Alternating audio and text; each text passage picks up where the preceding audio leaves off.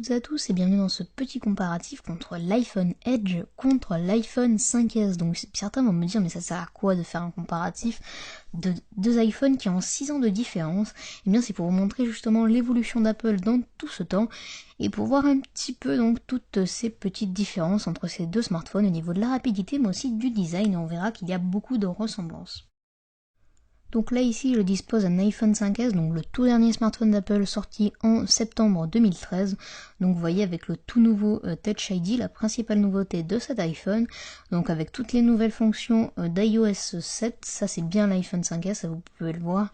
Donc on est bien sous iOS 7, on va vérifier tout ça dans les réglages. Hop, on se rend ici dans Informations. Et voilà iOS 7.0.2. Ensuite, l'iPhone Edge, lui aussi en ma possession, donc c'est le tout premier smartphone d'Apple, comme je vous l'ai dit. Là, je l'ai branché donc à son chargeur car il a des petits soucis de batterie. Au bout de 6 ans, c'est assez normal. Donc voilà, donc là, on est sur l'iPhone Edge, donc sur iOS 3, il est bloqué à cette version. Il y a ça, c'est dommage, on peut pas aller plus loin. Mais j'ai envie de dire heureusement parce que vu la puissance, je ne l'imagine pas du tout sous iOS 7. Donc voilà, donc vous voyez que tout est fonctionnel. On va vérifier la version dans les réglages général. En se rendant Informations et on peut voir ici iOS 3.1.3. Passons maintenant au comparatif du design entre ces deux smartphones. Donc vous pouvez voir que la face arrière de l'iPhone 5S et de l'iPhone Edge sont très ressemblantes car c'est de l'aluminium, donc qui a été réintroduit à partir de l'iPhone 5 également, qu'on avait perdu à partir de l'iPhone 3G. Je trouve ça très bien car le toucher est très agréable. Donc ici sur l'iPhone 5S c'est Touch ID, donc on déverrouille comme ça, et puis sur l'iPhone Edge c'est un simple glissé ou par code. On se retrouve sur les deux springboards, mais ça je vous l'ai déjà présenté. Sur les côtés on peut voir la différence d'épaisseur très large. Ici donc les caméras FaceTime et la principale nouveauté de l'iPhone 5S Touch ID. Sur le bas c'est le connecteur Lightning pour l'iPhone 5S et le 30 broches pour l'iPhone Edge.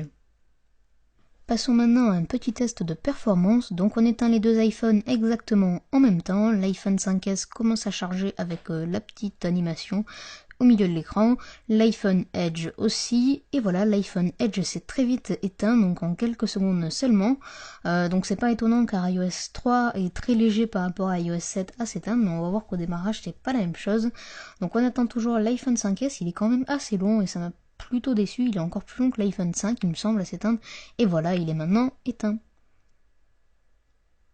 Passons maintenant donc au test de démarrage. Donc c'est parti, on allume les deux iPhones en même temps. Voilà, donc on a les petites pommes qui s'affichent, un grand classique. Donc on voit que bien sûr que sur l'iPhone Edge c'est la pomme d'iOS 3, donc en relief. Et sur l'iPhone 5S, la petite pomme flat, donc d'iOS 7, donc c'est plutôt rigolo. Et donc voilà, donc on attend le chargement. Vous voyez que l'iPhone Edge a plutôt des problèmes d'écran avec l'âge. Vous voyez, il y a des petits pixels qui partent au démarrage, mais c'est tout à fait normal. Et voilà, l'iPhone 5S s'est allumé, donc on va voir, voilà, tout est parfaitement fonctionnel, donc je ne vais pas le déverrouiller parce qu'il faudrait mettre le code, etc. Mais tout est fonctionnel. On attend encore un petit peu l'iPhone 5S qui a complètement, l'iPhone Edge. Et voilà, il s'allume lui à son tour, donc parfaitement aussi fonctionnel. Donc maintenant, petit test de rapidité sur Safari Mobile pour ouvrir une page web. Donc vous voyez que sur l'iPhone 5S, c'est déjà chargé en seulement une seconde, même pas. Tandis que sur l'iPhone Edge, c'est à peine à la moitié. Donc on voit la barre de chargement, le site d'Apple qui commence à s'ouvrir. Donc les éléments graphiques commencent petit à petit à se mettre, donc la barre finit de se remplir, donc là il est en train de charger tout le texte, etc. Donc c'est très long pour naviguer sur le web avec cet iPhone 5S, avec cet iPhone Edge, excusez-moi. Donc c'est vraiment le gros souci, mais c'est pas étonnant, il y a 6 ans de différence, il ne faut pas l'oublier.